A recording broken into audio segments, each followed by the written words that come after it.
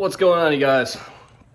So I have actually been trying to get a lot of work done on the Mustang as of recently.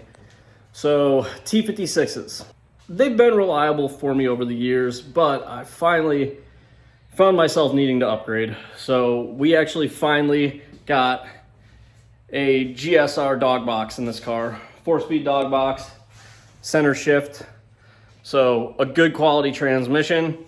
Now, T56s that I had, they both worked.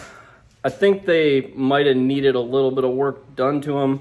So maybe bearings. I think one of them might have needed a gear, something like that. But they really weren't that bad, but definitely was time for a dog box upgrade on this thing. Now, over the last couple months, I haven't really posted any videos, but I did go to 2 events recently. I went down to LS Fest and competed with the car. We qualified 10th and then got knocked out in top 32. Unfortunately, in my top 32, it started raining. I'm not super comfortable driving in the rain, so it was very difficult for me to put a clean run together on it. But I tried, just wasn't enough. On my chase run, I ended up straightening in the transition going through like the power alley. So I think that kind of like sealed the deal for me. But this car was a little bit difficult to get used to driving. Things that I didn't even think about until afterwards was like, why was I even in 3rd gear? Like 100-mile-an-hour wheel speeds when track speeds were like 25 miles an hour. So that's my mistake. And, you know, it definitely cost me, but LS Fest was still an awesome event. Then after that, we went to No Star Bash. Unfortunately, I didn't get any video at No Star Bash. All my batteries were dead. I didn't get a chance to record anything. I do have a couple clips though I can post up. And we ended up bashing up the back of the car pretty bad. So all this is all pulled back out now. I ended up having to rebuild my taillight mounts here because the way I designed these is on a swivel. So they kind of just like swing in a little bit if I like collide with a wall or whatever. And they did pull back out pretty good, but they did need a little bit of modification. I had rib nuts holding the taillights in before. Wasn't enough, so I actually put weld plates in with actual weld nuts on there. And now they should be relatively good and sturdy. But the bash bar was a casualty. That thing moved over like 13 inches off center of where it normally is. So that was something I definitely had to replace. And I mean, you can see this was like a trackside repair because it broke completely. So you can see where this used to be welded here. I had to kind of break it off the rest of the way and just get it welded back on temporarily. And then the plates were all mangled and it's not the right shape anymore. But luckily this morning I bent up a new bar for it. Unfortunately, I did make one kind of critical mistake with my tube bender here, and that was zeroing my angle finder. I accidentally zeroed it in the wrong spot on one of the bends. So the whole bar is actually a little bit twisted and not right where I like it to be. Like if you look, you can definitely see the twist in it right there. Just kind of did one of them backwards on accident. Not a huge issue. It is just a bash bar. It's one of those little things though that I know I made a mistake and it's gonna bug me being there, but it's really not gonna affect anything. And the first time I wall tap with it, it's gonna be tweaked anyway, so it's not really gonna matter. The only other casualty we actually had was on my my front splitter here. I actually shattered the front splitter. Not really shattered it, but I definitely lost a corner of it.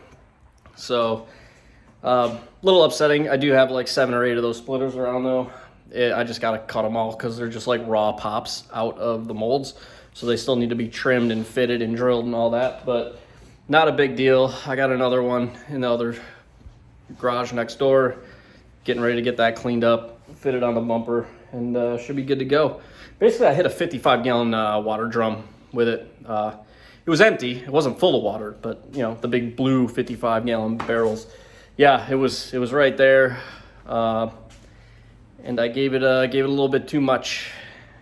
I used it as a front clipping point when we were specifically told don't use it as a front clipping point, and I clipped it just a little bit, just a little.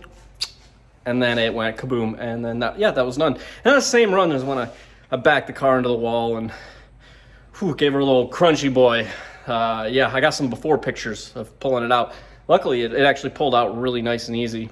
I got to give a huge shout out to Jonathan Nairn, who actually made these quarter panels. These things are, dude, I don't know how they flexed as much as they did and like collapsed in and didn't even like crack. Like I was expecting to see these things like all kinds of like cracked all along here. I mean, there's a little bit here, but a lot of that is just from like the tires rubbing, I think. But nothing like shattered. Paint didn't really chip or flake at all. I'm really impressed. So a couple of the little things I have been doing on the car. So I've been going through and printing some new brackets out. So like I printed out a new dash mount bracket, new brackets for my keypad, new helmet hook. And then I also made these, which I'm pretty stoked about. Just little roll bar radio mount holders. So, because before I would have my radio zip tied to my bar back here, and like I couldn't get to it, adjust it. And then I just decided, you know what, let's design and print out a little radio holder there. So that should be pretty nice and convenient. Now, unfortunately, when it came to doing the transmission install, I did not get any video of the actual install, but it was honestly like a very, very straightforward install. I just pulled the old trans out, unbolted the clutch, threw the new plate on, bolted the old clutch back on, bolted the SFI bell housing on, threw in the starter, threw the trans up. The trans mount, I literally just took my trans mount and like where the top bolt holes were on it before, I like cut that bracket off, took the trans mount, flipped it around so it brought the crossover tube forward, bolted it back up, and literally basically just took that piece I cut off, flipped it around, and welded it back on. Like it was the easiest swap I've ever had to do. I think I had to change one line for my bleeder because it just needed like a 90 on it, but like that was it. And then obviously I had to measure it up, get a new drive shaft made, so DTS banged that out for me real quick, and then we were good to go. Overall, the entire swap took a day, if that even. Now, like any logical human, what they normally do as soon as they finish getting done with one relatively expensive project that honestly was not that expensive for me to get done. I think the whole dog box swap was a little bit under $5 for me, so not bad. But what I did is I sold both my old T56s. So I sold both T56s, notified the buyer that one of them most likely needed to be rebuilt, and the other one was good, but probably worth going through.